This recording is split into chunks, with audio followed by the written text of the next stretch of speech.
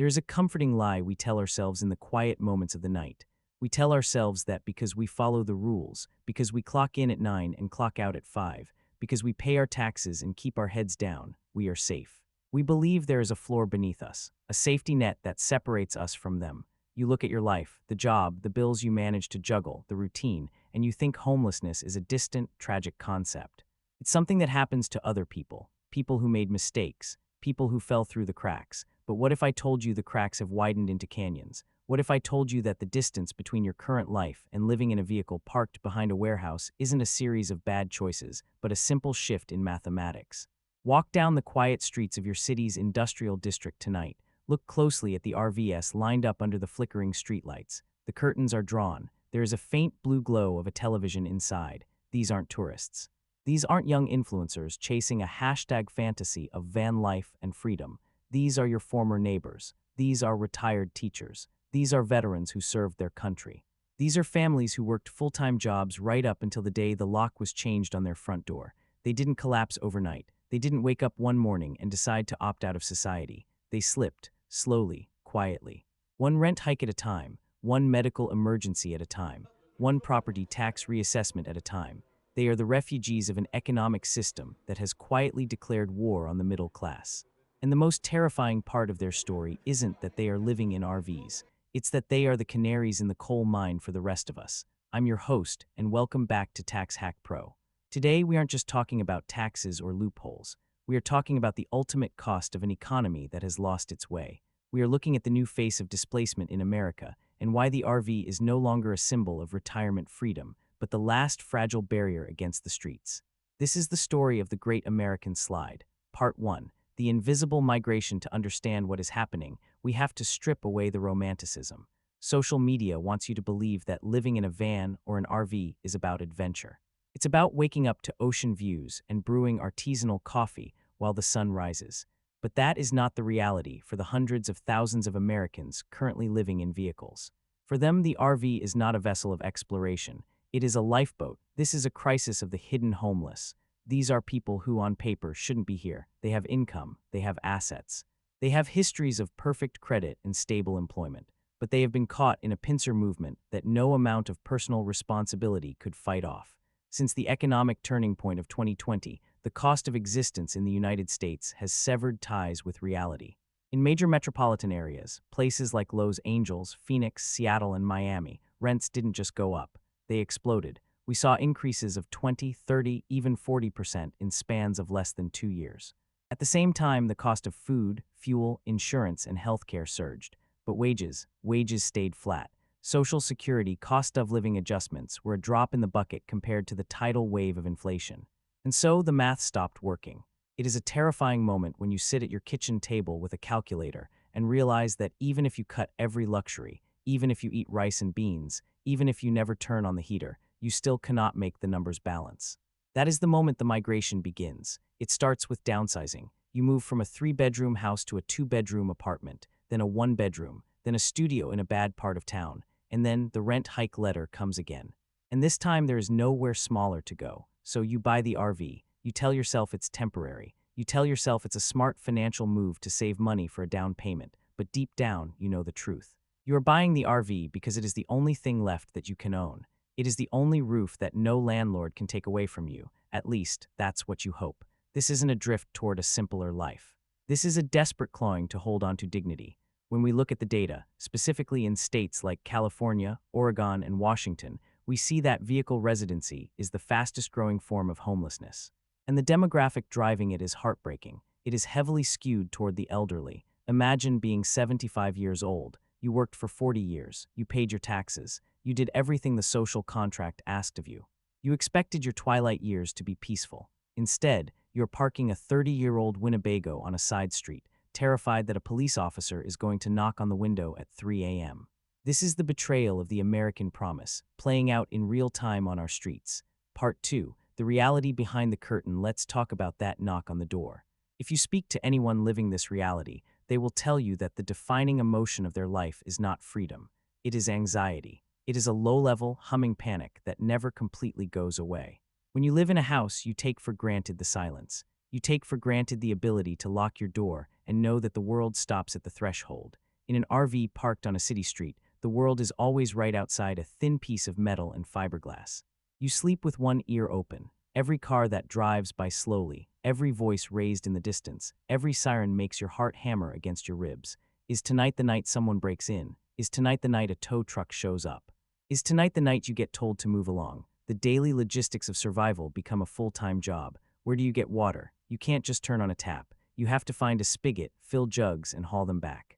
Where do you dump your waste? If you can't afford an RV park, and most cannot, you are left with terrible, humiliating choices. How do you stay warm when propane costs money you don't have? How do you keep your insulin cold when the generator fails? And then there is the shame. This is the part we don't discuss enough. Americans are a proud people. We define ourselves by our independence.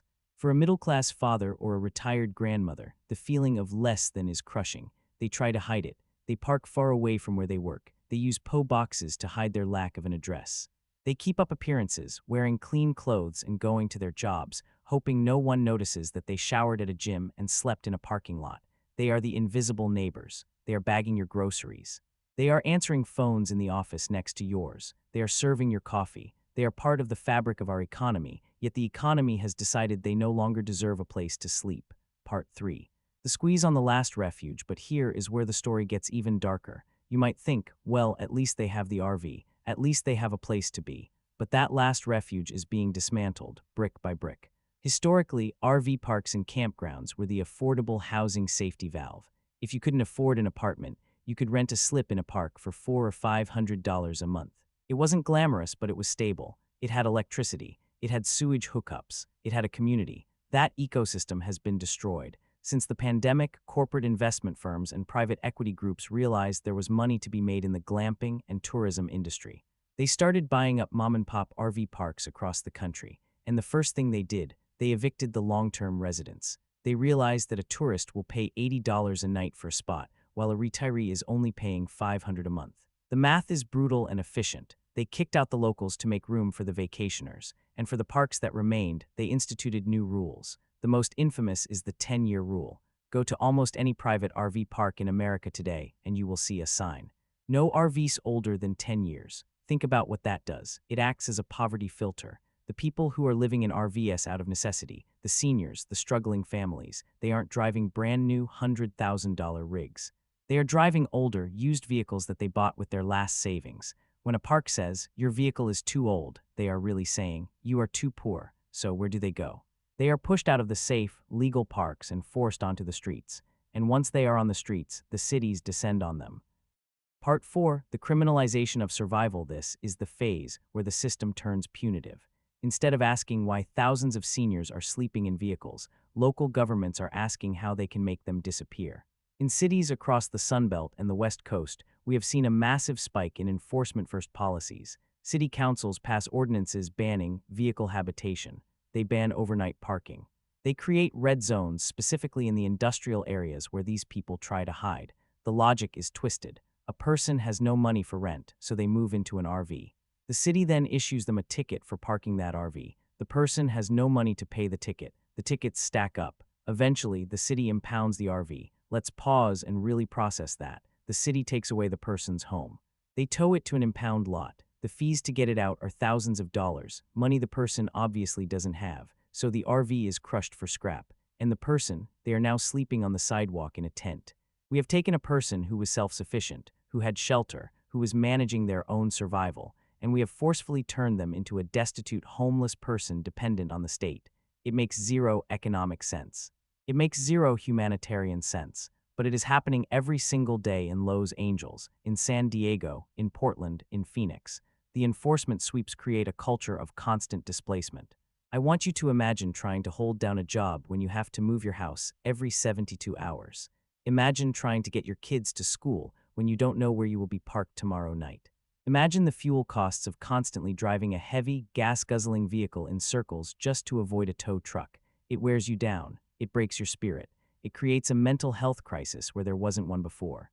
The stress of poverty is toxic, but the stress of persecution is lethal. Part 5. Who is next? Why does this matter to you? Why should you, sitting in your home with your mortgage or your lease, care about the RV crisis? You should care because this is not a side effect of the economy. This is the result of the economy. we are witnessing the erosion of the middle class in real time. The group that was once considered the bedrock of American stability, the group that was resilient, that had savings, that had pensions, is dissolving. The people in these RVs are not distinct from you. They are you, just a few bad breaks down the line. They are the people who got divorced and lost the house. They are the people who got cancer and lost their savings. They are the people whose company moved overseas and lost their pension. When an economy reaches a point where a full-time job does not guarantee a roof over your head, the social contract is broken. When a grandmother on Social Security cannot afford a studio apartment in the city where she raised her children, the system has failed. And the forces driving this, the corporate consolidation of housing, the stagnation of wages, the inflation of essentials, these forces do not stop at the edge of the RV park. They are coming for the suburbs next. They are coming for the small homeowners. They are moving up the food chain. The RV crisis is the warning light on the dashboard of the American economy. It is flashing red. It is telling us that the cost of living has become incompatible with the value of labor.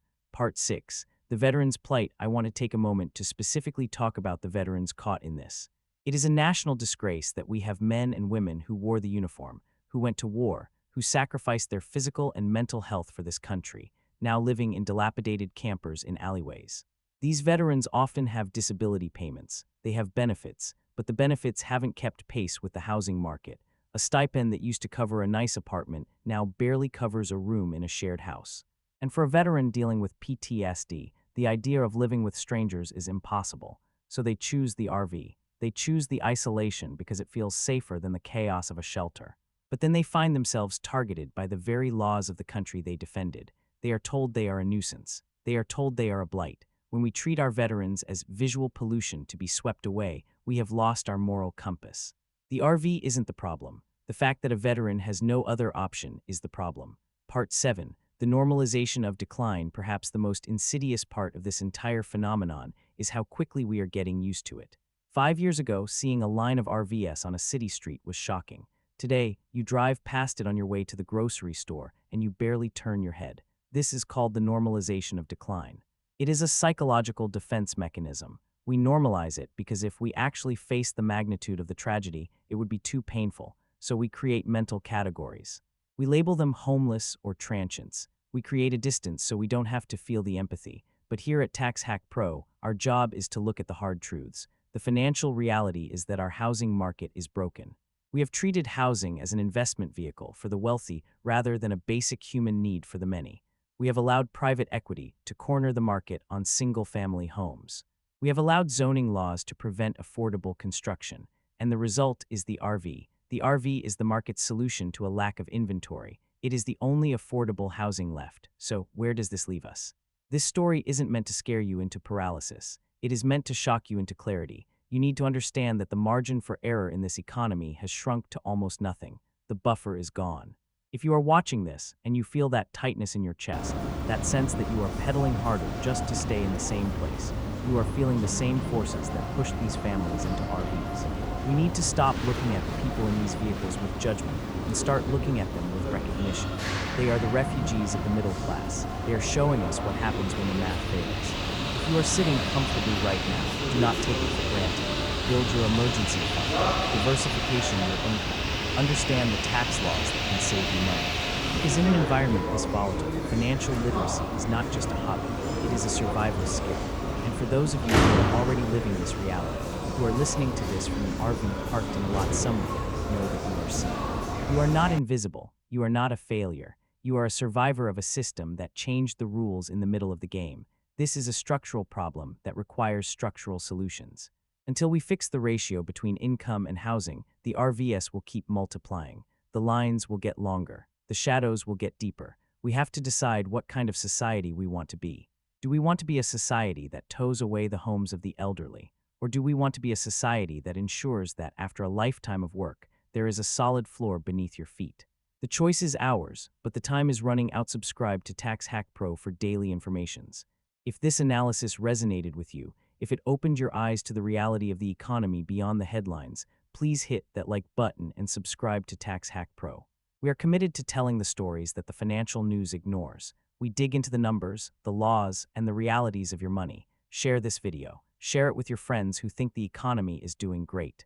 Share it with your family who judges the people on the street. let's start a real conversation about what stability means in America today.